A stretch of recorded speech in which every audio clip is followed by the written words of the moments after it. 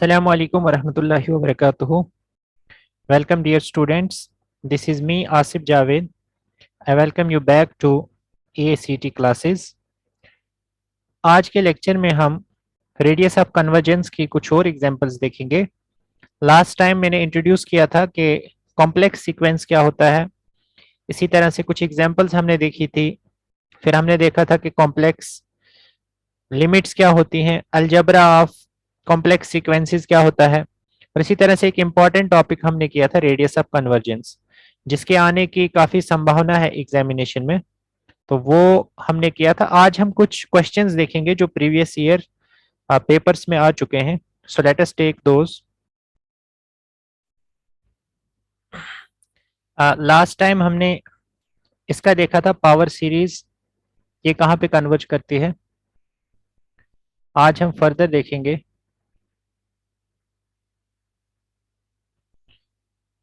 ये थोड़ा सा टिपिकल है, इसको देखते हैं। देखिए आपको पावर सीरीज क्या दी गई है, ए n z n, where a n is equal to number of positive divisors of N की पावर 50। इससे पहले कि मैं आपको ये बताऊं, एक रिजल्ट हमने पढ़ा है सीक्वेंसेस में, उसको मैं थोड़ा सा रिकॉल करवाता हूं। रिजल्ट क्या है, अगर आपके पास सीक्वेंसेस हैं ए एन, बी एन और C N, such that C N किसके बीच में लाई करती है, ए एन और बी एन के बीच में। तो अगर ए एन एल को कन्वर्ज करती है और बी एन भी एल को कन्वर्ज करती है, तो जो सीक्वेंस इनके बीच में सैंडविच्ड होती है तो वो भी उसी लिमिट को कन्वर्ज करेगी जिसको ए एन और बी एन कन्वर्ज करते हैं। This is called squeeze theorem. इसको स्क्वीज थ्योरम भी कहते हैं और सैंडविच थ्योरम। इसकी एग्जांपल आप देख लीजिए, जैसे जैसे आप देख सकते हैं,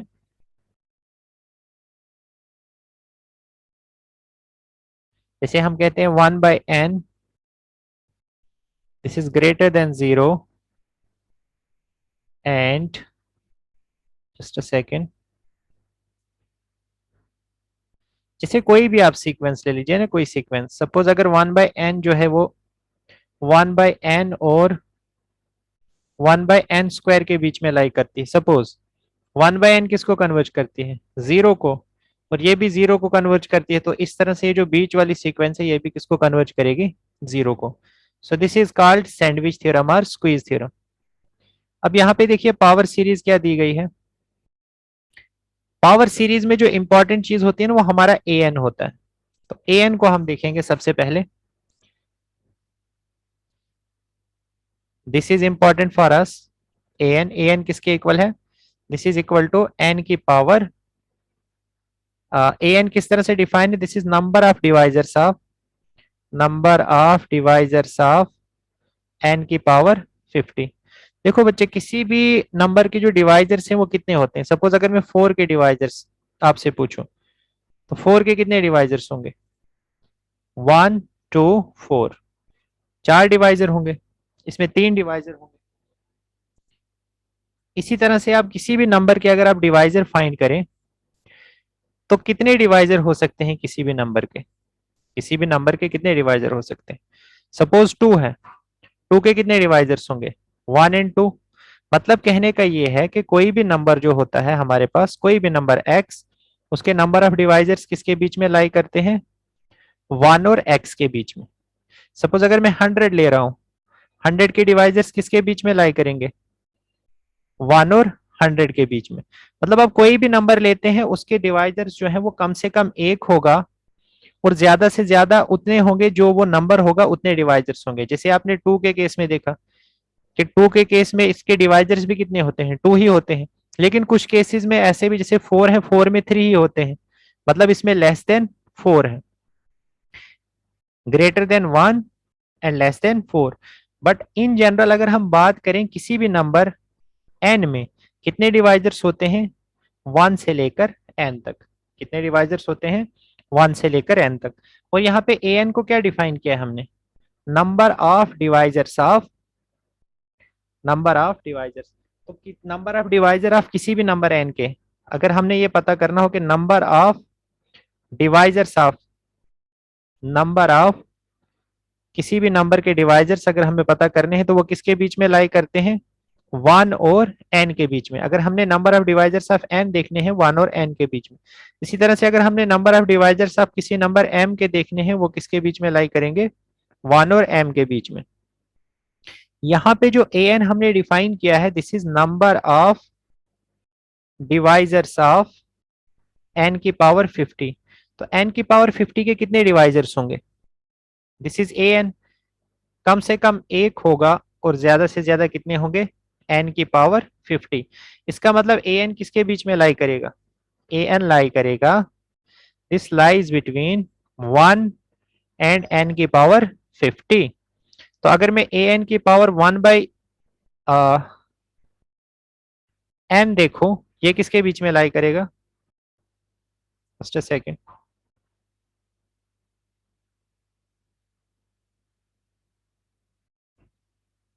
क्योंकि रेडियस ऑफ कन्वर्जेंस के लिए मुझे क्या देखना है, रेडियस ऑफ कन्वर्जेंस के लिए मुझे देखना है ए एन की पावर 1/n का रेसिप्रोकल।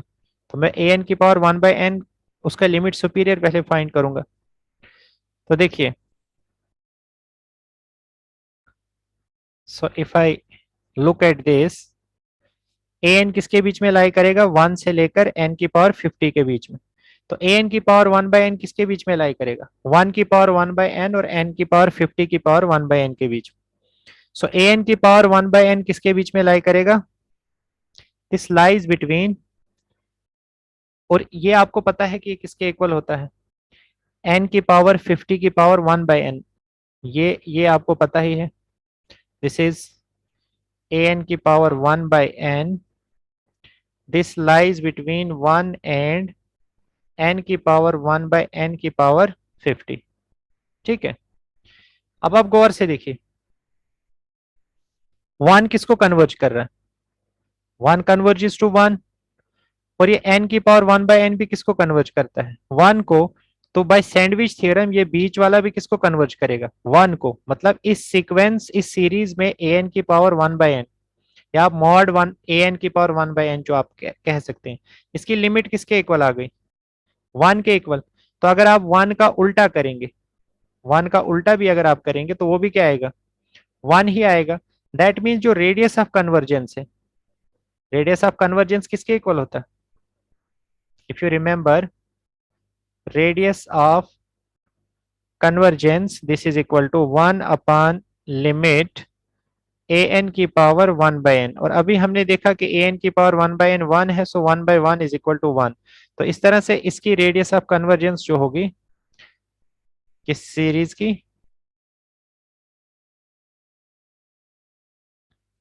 ये जो आपकी सीरीज है, क्योंकि इसका ए एन की पावर 1/n का रेसिप्रोकल कितना आ गया, that comes out to be 1। तो इसका रेडियस ऑफ कन्वर्जेंस कितना होगा, इसका रेडियस ऑफ कन्वर्जेंस 1 हो जाएगा। Is that okay, fine.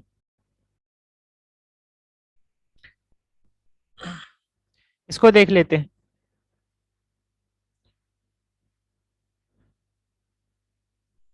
Three की पावर, दिस इज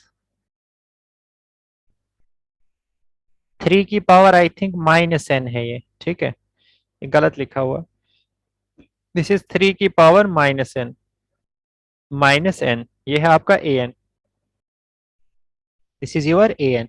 और z-1 को आप क्या ले लीजिए, z-1 का स्क्वायर, इसको मान ले लीजिए आप ओमेगा, इस पूरे को क्या मान लेते हैं हम, ओमेगा।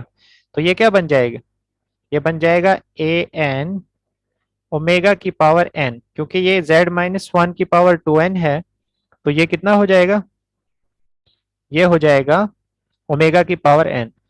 अब हम इसका रेडियस ऑफ कन्वर्जेंस निकालेंगे तो हमें ए एन को देखना पड़ेगा, ए एन की पावर 1/n देखिए किसके इक्वल होता है, दिस इज 1/3n की पावर 1/n। ये n और n कैंसिल हो जाएगा, दिस इज 1/3। तो लिमिट भी कितनी होगी इसकी, लिमिट भी इसकी इतनी ही होगी, एन की power 1/n this is equal to 1/3। तो रेडियस ऑफ कन्वर्जेंस इसका उल्टा होता है, दिस इज 1 लिमिट n approaches to infinity mod of a n की पावर 1/n 1/3 का उल्टा क्या हो जाएगा 3। That means radius of convergence क्या हो जाएगा इस सीरीज का।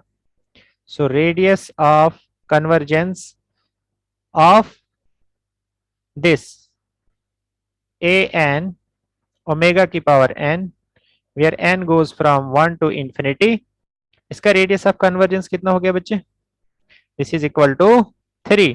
और हमें पता है कि अगर किसी भी सीरीज का, गौर से सुनना मेरी बात, किसी भी सीरीज अबाउट जीरो, इस तरह की जो पावर सीरीज है, अगर इसका रेडियस ऑफ कन्वर्जेंस r आता है तो हम कहते हैं कि ये सीरीज कन्वर्ज करती है for mod of z less than r और डाइवर्ज करती है for mod of z greater than r। और mod of z equal to r के लिए हमें मैनुअली चेक करना पड़ता है, उस केस में हम श्योर नहीं होते हैं कि क्या होगा। तो इस केस में अभी तक हमें यह पता चला है कि mod of omega less than 3 पे ये सीरीज क्या करेगी, कन्वर्ज करेगी। लेकिन ओमेगा किसके इक्वल लिया था हमने, दिस इज z-1 का होल स्क्वायर का mod, this is less than 3। याद करो मॉड ऑफ z स्क्वायर ये किसके इक्वल होता है, this is mod of z into z।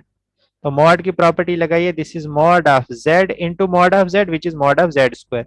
So this is same as mod of z square, तो ये भी सेम हो जाएगा विच इज मॉड ऑफ z-1 का whole square, this is less than 3। तो मॉड ऑफ z-1 क्या हो जाएगा, मॉड ऑफ z-1 हो जाएगा लेस देन √3। तो इस वाले रीजन में सीरीज क्या करेगी, कन्वर्ज करेगी। तो है कोई ऑप्शन, ये रहा आपका option, mod of z-1 less than √3, this is going to be the convergent area. Okay, fine. अब mod of z-1 equal to √3 अगर आप ले लें, इक्वल टू √3, तो वो कितना हो जाएगा, वो हो जाएगा √3 की पावर n, √3 की पावर 2n, और ये हो जाएगा 3 की पावर -n, तो ये हो जाएगा 1/3 की पावर n और 3 की पावर 2n इंटू 1/2, 2 कैंसिल, सो 3n और 3n कैंसिल, तो ये बन जाएगा 1। और 1 जब इन्फिनाइटली मेनी टाइम्स रिपीट होगा that is equal to infinity, तो z-1 इक्वल टू √3 पे क्या हो जाएगा, ये डाइवर्ज करेगी। तो कन्वर्जेंट वाला पार्ट कौन सा होगा, mod of z-1 strictly less than √3, और ग्रेटर देन √3 पे तो हमें श्योर है कि वहां पे तो डाइवर्ज करेगा ही। क्लियर है आपको ये, सो दिस इज ओके। ये पॉलिनोमियल वाला बहुत ही फेवरेट क्वेश्चन है एग्जामिनर का। अगर आपको a n in terms of polynomial दिया हो, अगर ए एन आपको क्या दिया हो, पॉलिनोमियल, तो आपको याद रखना है उस केस में आपका रेडियस ऑफ कन्वर्जेंस क्या हो जाएगा। लेकिन ये ध्यान में रहे कि degree of polynomial greater than equal to 1 हो। अगर degree of polynomial greater than equal to 1 हो तो उस केस में आपका रेडियस ऑफ कन्वर्जेंस हो जाता है 1। अब आप पूछेंगे कि सर आप कोई हमें इसका रीजन दीजिए कि कैसे ये 1 होता है। तो कोई भी आप पॉलिनोमियल लीजिए, जैसे मान लीजिए मैं पॉलिनोमियल लेता हूं n² + 1, 2 डिग्री का पॉलिनोमियल, ये मैं ले लेता हूं an, और मैं प्रूव करूंगा कि रेडियस ऑफ कन्वर्जेंस इस केस में कितना हो जाएगा 1। अब रेडियस ऑफ कन्वर्जेंस किसके इक्वल होता है, दूसरा फार्मूला क्या है, limit n approaches to infinity an + 1/an का मॉड that is equal to 1/r। तो हम ये वाली क्वांटिटी फाइंड करेंगे, फिर हम उसका रेसिप्रोकल लेंगे। तो चलिए देखते हैं an + 1/an किसके इक्वल होता है, an + 1/an, an + 1 हो जाएगा n + 1 का होल स्क्वायर प्लस 1/n² + 1। ठीक है, फाइन। चलिए अब इसको यहां से कॉमन ले लीजिए आप, n² जब कॉमन लेंगे अंदर क्या बचेगा, 1 + 1/n का होल स्क्वायर प्लस 1/n² + 1, यहां से n² कॉमन ले लीजिए, अंदर क्या बचेगा 1 + 1/n²। और अगर n² यहां से दोनों से कॉमन लेंगे, यहां पे भी बचेगा 1/n², n² और n² कैंसिल। और इसको जब आप लिमिट लगाएंगे, इसको आप जब लिमिट लगाएंगे तो 1 ये 0 हो जाएगा, ये भी 0 हो जाएगा, तो ऊपर भी 1 बचेगा, ये भी 0 हो जाएगा, ऊपर भी 1 होगा, नीचे भी 1 होगा। सो दैट मीन्स जो लिमिट है वो 1 आ जाएगी, तो 1/r 1 के इक्वल हो जाएगा, तो r इज इक्वल टू 1। चलिए मैं एक बार थोड़ा सा इसमें थोड़ा सा ये हौच पौच हो गया क्योंकि यहाँ पे क्लियरली नहीं दिखा होगा आपको। Let me repeat it for you. चलिए कुछ और लेते हैं हम pn। सपोज मैं pn लेता हूँ n की पावर 5 प्लस 1 डिग्री 5 का पॉलिनोमियल। तो p ये आपका an है, तो an प्लस 1 किसके इक्वल हो जाएगा? दिस इज n प्लस 1 की पावर 5 प्लस 1। ठीक है, ओके। अब आप ये फाइंड कीजिए ए N plus 1 upon A N, ये किसके इक्वल हो जाएगा? दिस इज n प्लस 1 की पावर 5 प्लस 1 अपान n की पावर 5 प्लस 1। अब n की पावर 5 आप ऊपर से कॉमन ले लीजिए दोनों टर्म से। पहली टर्म में क्या बचेगा? 1 प्लस 1 बाई एन की पावर 5, और दूसरी टर्म में आएगा प्लस 1 अपान एन की पावर 5। नीचे से n की पावर 5 कॉमन ले लीजिए, अंदर क्या बचेगा? 1 प्लस 1 बाई एन की पावर 5। एन की पावर 5 एन की पावर 5 कैंसिल हो जाएगा। अब लिमिट लगाइए, यहां भी लिमिट लगाइए, यहां भी लिमिट लगाइए, यहां भी लिमिट लगाइए। यहाँ पे क्या हो जाएगा? 1 प्लस, जब n इंफिनिटी को जाएगा ये 0 को जाएगा, 1 प्लस 0 की पावर 5 प्लस 1 बाई एन, ये भी 0 को जाएगा, अपान 1 प्लस 1 बाई एन की पावर 5, ये भी 0, तो ऊपर क्या बचा? 1 plus 0 upon 1 plus 0 that is equal to 1 upon 1 that is equal to 1। तो आप कोई भी पॉलिनोमियल लेंगे degree greater than equal to 1 का, तो हमेशा आपको ए एन किसके इक्वल मिलेगा? ये सॉरी, हमेशा आपको ये जो ए N plus 1 upon A N का जो लिमिट है, ये आपको हमेशा 1 के इक्वल मिलेगा, which is equal to 1 by R. तो रेडियस ऑफ कन्वर्जेंस किसके इक्वल हो जाएगा? 1 के equal. So whenever you see the polynomial in place of an, then you can write your radius of convergence equal to 1. So radius of convergence क्या हो जाएगा? 1. Is that okay? Fine. चलिए next देखते हैं।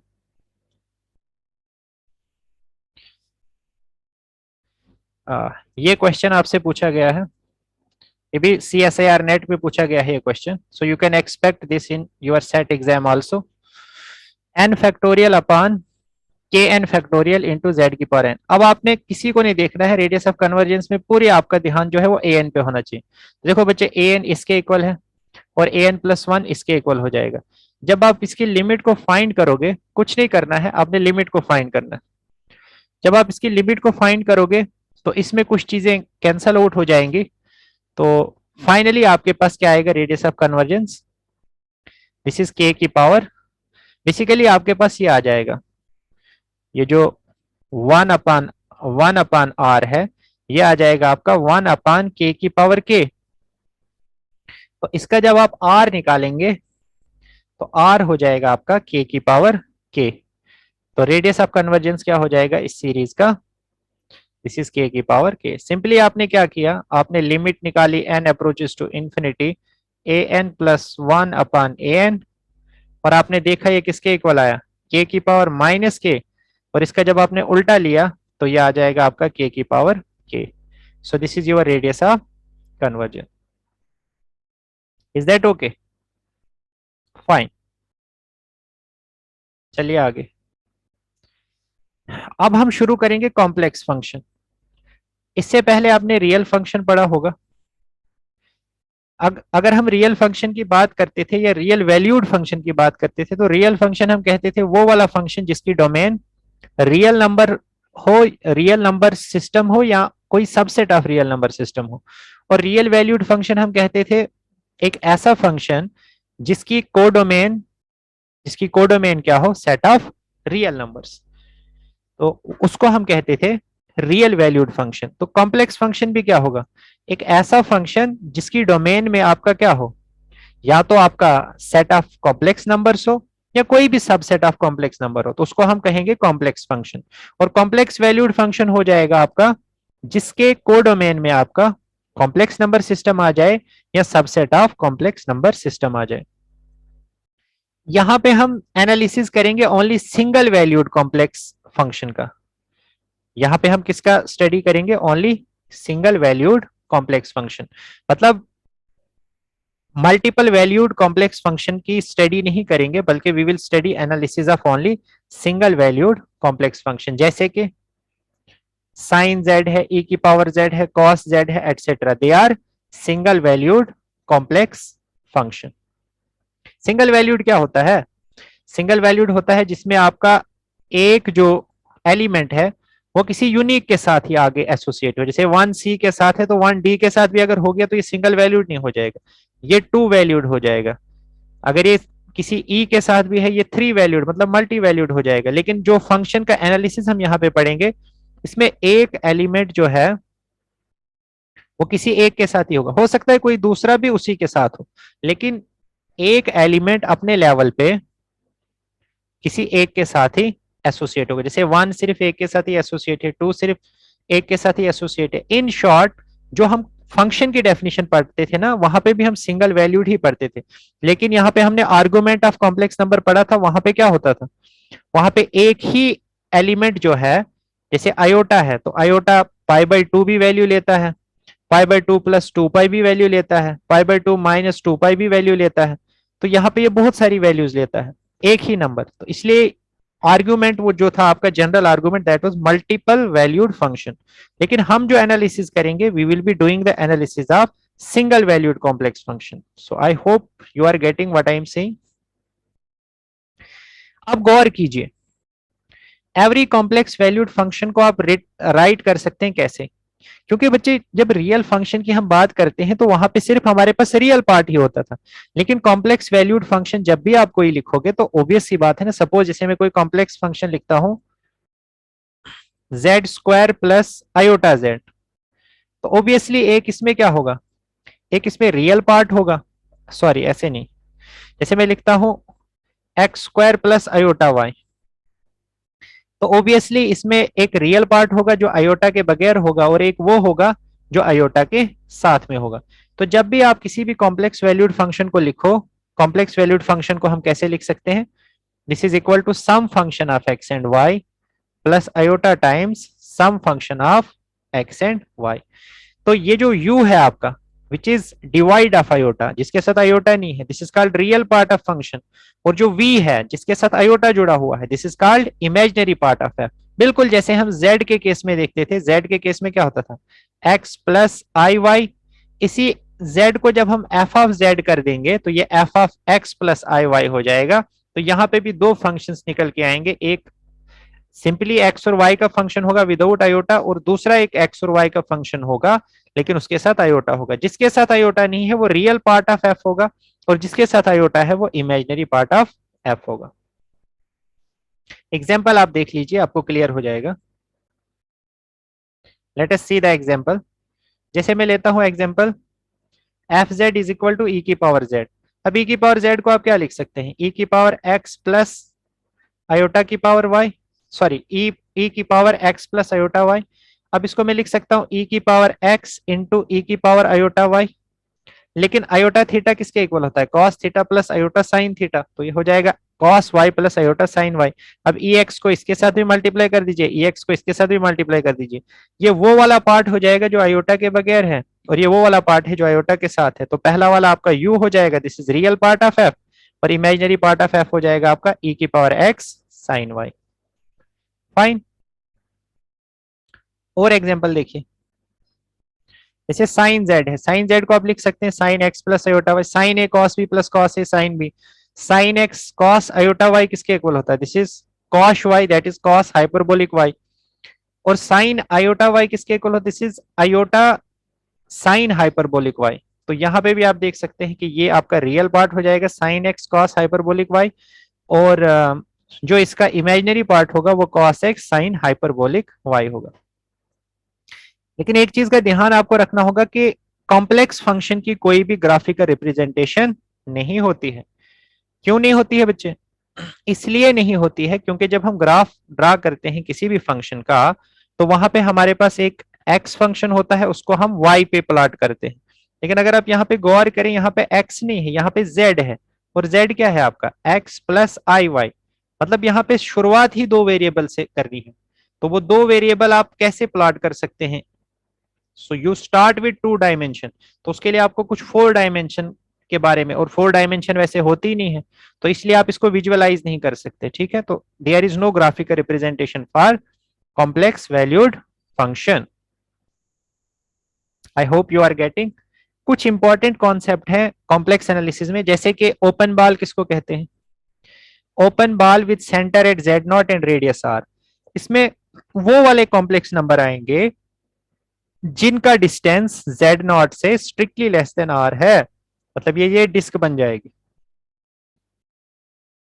ये जो आपका open ball है, ये बेसिकली किन वाले कॉम्प्लेक्स नंबर्स को कंटेन करता है? अगर मैं एक डिस्क ले लूं with centre at Z naught and radius R, तो ये जो ब्लू पोर्शन है आपका, ये जो मैंने डॉटेड पोर्शन लिया, ये वाला, इसमें वो वाले कॉम्प्लेक्स नंबर्स आएंगे जिनका डिस्टेंस जस्ट अ सेकंड, दोबारा से देखिए। सपोज मैं जेड नॉट लेता हूं, इसका सेंटर और रेडियस आर, तो ओपन बॉल में कौन से पॉइंट आएंगे? ओपन बॉल में वो वाले पॉइंट्स आएंगे, ये वाले पॉइंट्स जिनका डिस्टेंस जेड नॉट से क्या है? Strictly less than R. मतलब यहां तक के जितने पॉइंट्स होंगे इसके अंदर वाले, ये जितने भी पॉइंट्स होंगे, इनका डिस्टेंस जेड नॉट से क्या होगा? Strictly less than R. तो जब आप बाउंड्री पे पहुंचोगे, वो वाले भी इसमें नहीं आएंगे क्योंकि उनका डिस्टेंस जेड नॉट से आर हो जाएगा, और बाहर वालों का तो ग्रेटर देन आर होगा। तो इसके अंदर जितने भी पॉइंट्स होंगे, दैट मीन्स ये ओपन डिस्क को रिप्रेजेंट करता है। वैसे ही क्लोज्ड बॉल जो है, वो ना सिर्फ अंदर वाला पोर्शन रिप्रेजेंट करता है, बल्कि इक्वल टू आर वाला पोर्शन, मतलब ये जो सर्कमफ्रेंस ऑफ सर्कल वाला पोर्शन है, इसको भी रिप्रेजेंट करता है। तो इसमें आपका क्लोज डिस्क आ जाएगा। तो नेक्स्ट बात करते हैं हम नेबरहुड ऑफ ए पॉइंट की। देखो बच्चे, नेबरहुड क्या होता है किसी भी पॉइंट का? कोई भी जो सेट होता है, उसे हम किसी पॉइंट का नेबरहुड कब कहते हैं?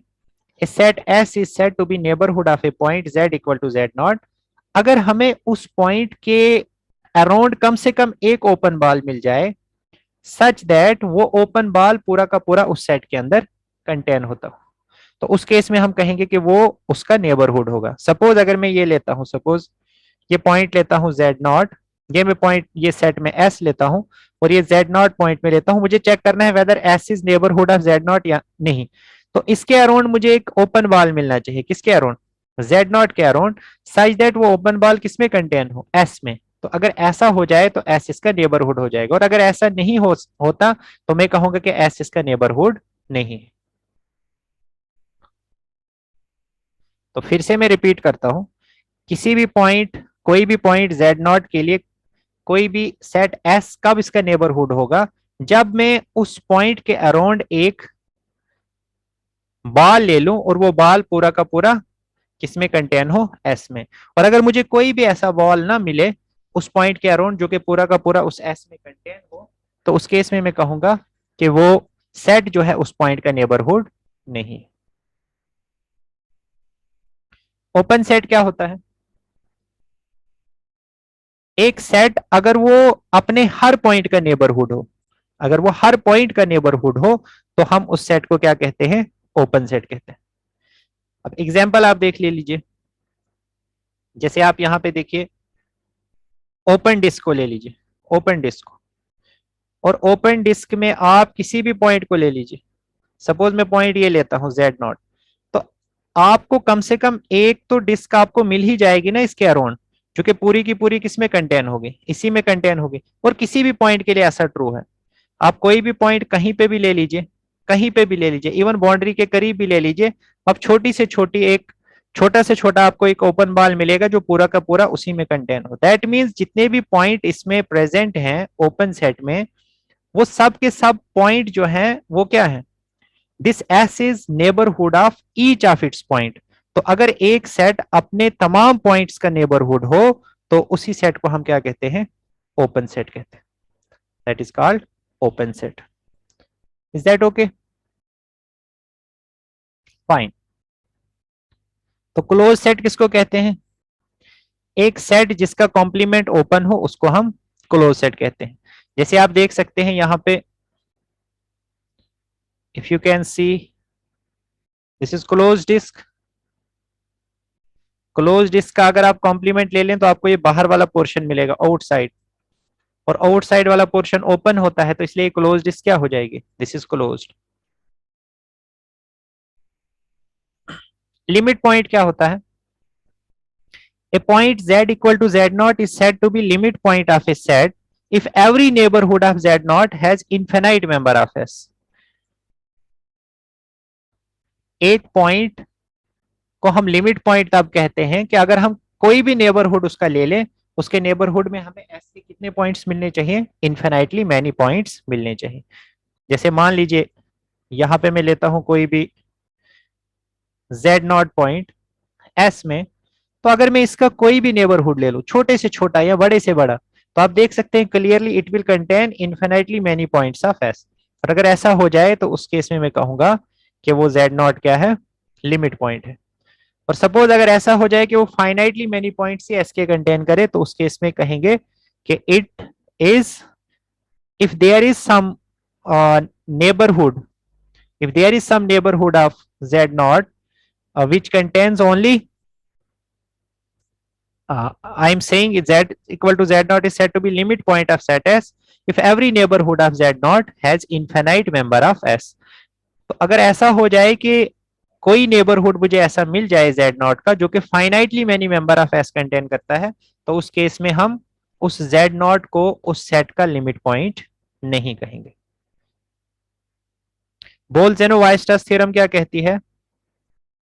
Every infinite and bonded set has at least one limit point.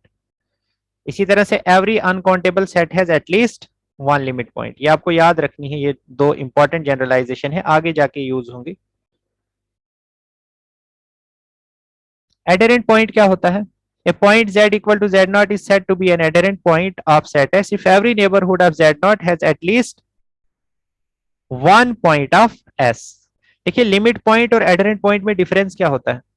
Limit point के केस में हम ये कहते हैं कि उसका हर नेबरहुड एक पॉइंट कंटेन करना चाहिए S का अदर देन दैट पॉइंट, जबकि एडरेंट पॉइंट में हम कहते हैं कि बस एक पॉइंट S का कंटेन करना चाहिए। उसमें ये कंडीशन नहीं होती है कि नेसेसरली जो है उसके अलावा भी कोई पॉइंट उसमें कंटेन होना चाहिए।